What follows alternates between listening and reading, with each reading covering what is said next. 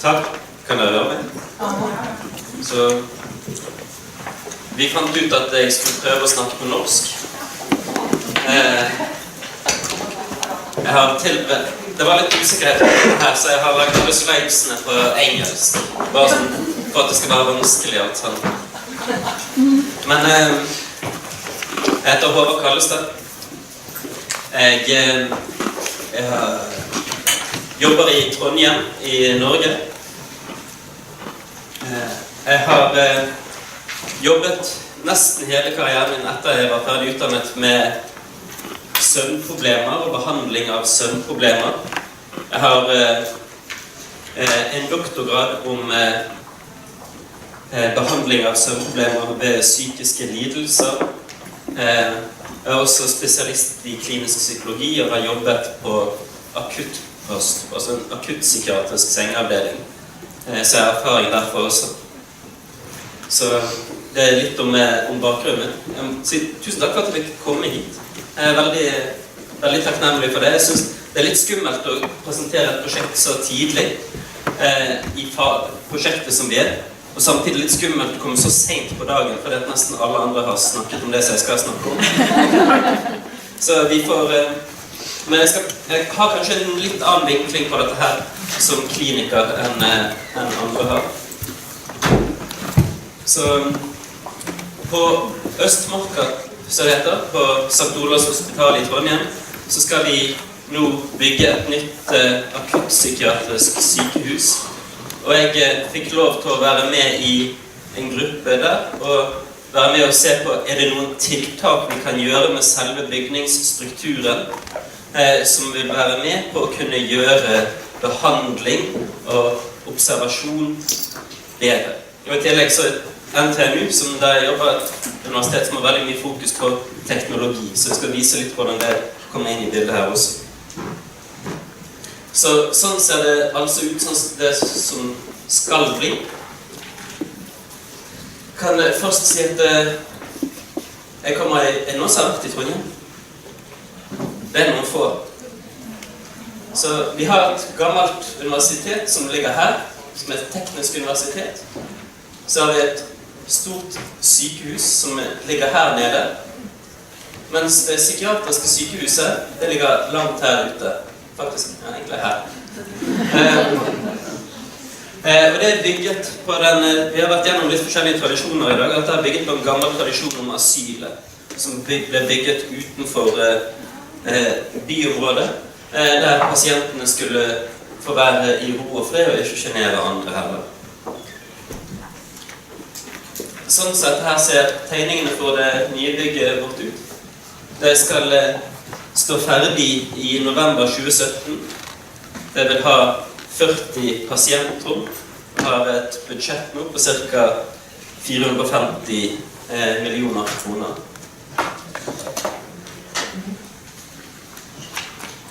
Så det som flere har sagt her i dag tidligere også, er at i Skandinavia så har vi veldig store forskjeller på lys og mørke i løpet av årstidene.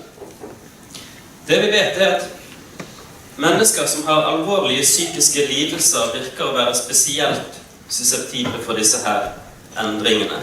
Vi vet personlig at vi gjerne føler oss litt trøtte og slitne på vinterhalvåret. Men det vi ser er at, spesielt på akuttposten der jeg jobber, så ser vi at rundt tiden på året der mengden dagslys endrer seg raskest, det vil si rundt vårjevndøgn og høstjevndøgn, så ser vi at det er en betydelig peak altså vi får flere innleggelser på akuttpsykiatrisk avdeling. Det er flere pasienter som blir maniske i den perioden, og det er også de periodene på året der flest mennesker begår selvmord. Så det er et eller annet med den tiden der lyset endrer seg mest. Så vi ser det rundt april og i november så er avdelingene våre fulle. Så det er den ene siden av dette her. Den andre siden av dette her er at lys og mørke kan bli brukt terapeutisk for pasienter med psykiske lidelser.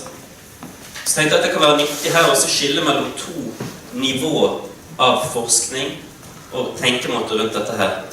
Det ene handler om hva som gir oss et velbehag, og som kanskje får friske mennesker til å bli optimale. Mens det andre er det som vi fokuserer på, som er hva som er dokumentert som effektiv behandling. Og da trenger vi forskning på pasientpopulasjoner, og klinisk forskning. Så det er et skille der mellom hva vi tenker for oss til å føle et velbehag, og hva vi tenker på som dokumentert behandling for psykiske lidelser.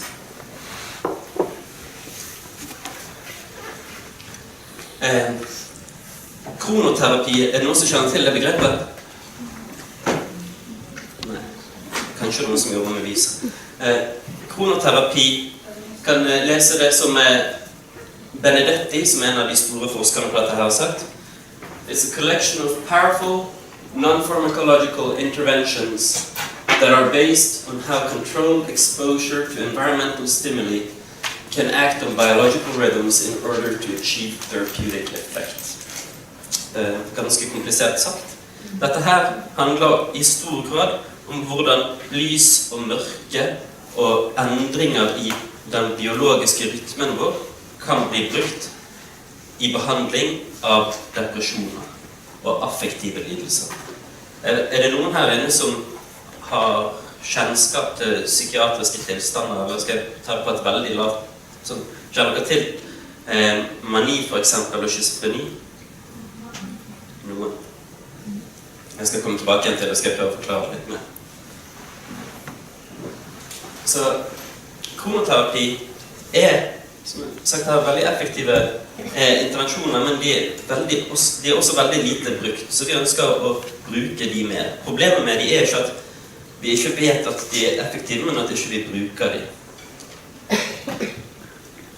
Så formålet vårt med den nye psykiatriske sengeposten er at vi ønsker å skape et miljø der pasientene får kronoterapi som en del av det å bare være i bygget. Det andre vi ønsker å gjøre er også vi ønsker å drive med litt teknologiutprøving. Det er ikke helt relatert, men jeg kommer til å snakke litt om det for at jeg synes det er kult. Der vi prøver å finne ut nye måter å observere pasientene på, som vil være mer effektive for personalet. Og det siste er at dette her, området her er det gjort litt lite forskning på, så vi kommer til å gjøre forskning på dette her. Så først, hvis du ser på søvn hos de menneskene som er lagt inn på en akuttavdeling, de som kommer her er gjerne psykotiske, de er gjerne maniske, eller de har forsøkt, eller sier at det er veldig sannsynlig at de vil komme til å forsøke å ta livet sitt, eller de har en veldig agitert adferd som gjør at de ikke kan være noe annet sted enn på en psykiatrisk akuttavdeling. Og det er en låst avdeling. Halvparten av pasientene som er der frivillig, andre halvparten er på tvangsvedtak. Så de låser de inn, og de kan ikke komme ut før de har blitt litt friskere. Så i denne settingen her så har vi et veldig stort fokus på søvn. Vi ser at søvnmønsteret har vært forstyrret som en klinisk observasjon, men med et lite strukturert kunnskap om dette. Så vi gjorde et forskningsprosjekt der vi så på søvnmønsteret på 135 pasienter som var innlagt. Og det vi fant, det er at hvis du ser på gjennomsnittsverdiene, så er de veldig nær det vi forventer at normale mennesker også sover. De sover i sånn cirka 6, 7, 8 timer i gjennomsnitt i løpet av en uke. Men det vi så, det var at det var veldig store dag-til-dag-variasjoner som ligger bak dette her gjennomsnittet. Så som vi ser her, i løpet av, for pasienter med schizofreni, altså mennesker som er psykotiske og har en annen forståelse av virkeligheten enn det vi har, så i løpet av de første 7 nettene de var innlagt, så var det 7 timer forskjell mellom den korteste natten de hadde, og den lengste natten. Det en hel natt med søvn i forskjell på søvnlengden. Så de sover typisk 3 timer en natt, og 9 timer neste natt, og så sover de 4 timer. Så det veldig ustabilt. Og vi så det samme spesielt på pasienter med schizofreni, og pasienter som maniske. Men vi så det også på alle de andre pasientene som var lagt inn med litt mindre variabilitet der. Vi vet også, jo mer variabilitet det jo lenger kommer de til å være innlagt på sengeposten, så det viktig for oss å redusere denne her variabiliteten. Så hvis vi går litt tilbake til lysterapi, så vet vi at det en dokumentert behandling for depresjon og for døgnrytmeforstyrrelser. Folk som ekstreme B-mennesker. Skjønner til B-menneskegruppe. Da kan man bruke lysterapi for å behandle det. Og det en ganske god behandling. Det som viktig her, at timingen av dette, altså tidspunktet på døgnet dette blir gjort på, veldig viktig. Det må være tidlig på morgenen for at dette her skal gi en terapeutisk effekt. Alle andre tider på døgnet har det ingen effekt. Så hvis du får lys klokken 1-2 eller på dette tidspunktet her, så kan det være behagelig for oss, men det vil ikke behandle psykiatriske symptomer. Det også viktig at det må ha en viss intensitet og varighet for at det skal virke. Og der ser det som vi har brukt 10 000 lux i minst 30 minutter på øyet. Det det som de fleste studiene gjort med. Denne her sløypen her har dere sett et par ganger i dag, så jeg skal bare fortelle litt mer om dette her. Det som at da vi gikk på skole, så lærte vi antageligvis om at vi hadde trapper og staver på retina, som hjelper oss med å se. Og rundt år 2000 så var det en gruppe i Oxford som fant ut at vi har en tredje type fotoreseptor. Og den reseptoren direkte forbundet blant annet med området i hjernen som regulerer døgnrytmen vår. Ikke bare det, men den reseptoren reagerer også omtrent utelukkende på bølgelengder under 530 nanometer. Så i det blå og blågrønne spekteret. Det det som den reagerer på. Og vi vet at når man først setter i gang å fyre, så kan det ta litt tid før den slutter å fyre. Så den virker å være viktig for døgnrytmen vår. Men dette her med den spesifikt reagerer på de frekvensene som viktige her. For maniske pasienter, de begynner gjerne i en mani med at de føler at de har mye energi, og at de føler seg vel, og setter i gang med masse tiltak. Etter hvert så blir det mer og mer hektisk. De føler at andre veldig treige, og de kan bruke veldig mye penger. De kan begynne med veldig mye adferd som skader de senere. De blir til slutt psykotiske, og det kan være en veldig smertefull opplevelse. Så har man tenkt at disse pasientene her har også et veldig lite initiativ til å gå og legge seg. Så man har tenkt at kanskje har det et eller annet med denne her sensoren, eller reseptoren på retina, som ikke helt fungerer som den skal når pasienter maniske. Så man tenkte kanskje vi kan blokkere aktiveringen til denne her reseptoren, og så vil det har noe å si for de maniske symptomene. Og hvordan kan vi gjøre det?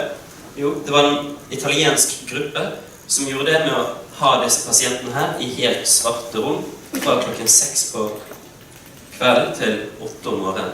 Så helt stikk i strid med alt som har blitt sagt her om lys. Det